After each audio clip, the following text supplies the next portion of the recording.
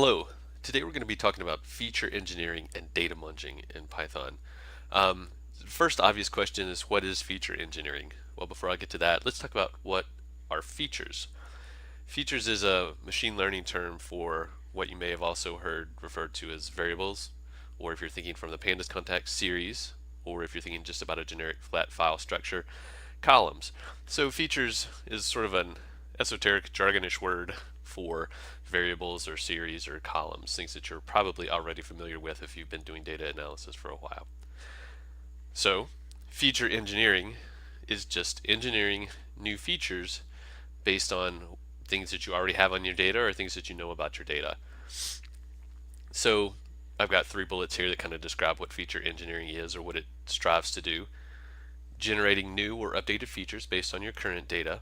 So if you've got an age variable and you want to group that into categorical items, you're engineering a new variable or a new feature from that age feature.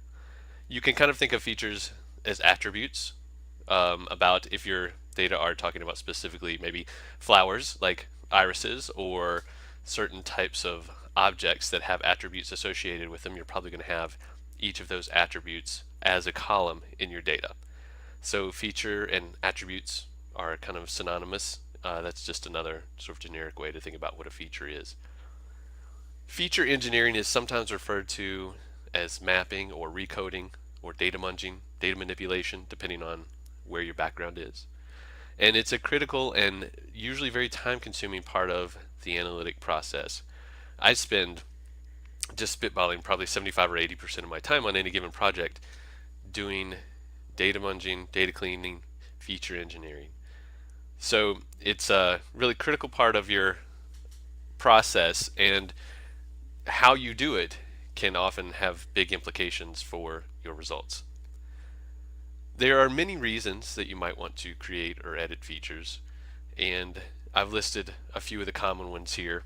So for example, you may want to fix some data issues if you have done a survey and you have missing cases in your data. Maybe you want to impute that data, and so you'll create a new feature based off the old feature that has, instead of missings, imputed data.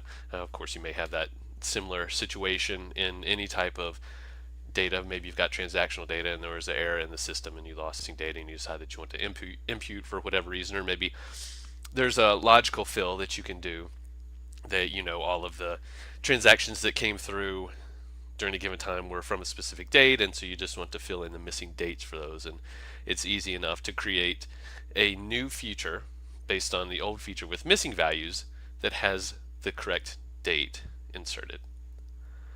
You may want to prepare your data for a specific algorithm, so maybe you've got a continuous variable like age and you want to group it into a binary variable like young and old, and you want to do that so that you can use a logistic regression, for example. Now you may also want to make your data more human readable. You've got some sort of esoteric numeric code that represents some attribute or feature about your thing of interest, and when you're doing your visualizations you want it to use a more human readable, more understandable code, something that maybe your salespeople are familiar with instead of the esoteric log code that's getting spit out now. So you can create a new feature from that old jargonish code and make it a string that's more readable and use that in your visualization. So you would use that new feature instead of the old one. Now you may also want to create a different data construct, and what this really gets at is you may have a handful or hundreds of variables that represent some construct that you care about, some complex multidimensional construct that you care about, for example socioeconomic status, and you may want to create a new single feature that takes into account that handful or whatever number of different other variables, maybe through some sort of metric that you've devised, some sort of weighting that you've devised to reduce everything down into a single feature. So you can see there are lots of different reasons that you might want to create or edit your features, and we'll talk a little bit more about how you do that in the next video. So let's stop here, keep this short, and again, in the next video, we'll go over some common ways to do feature engineering in Python.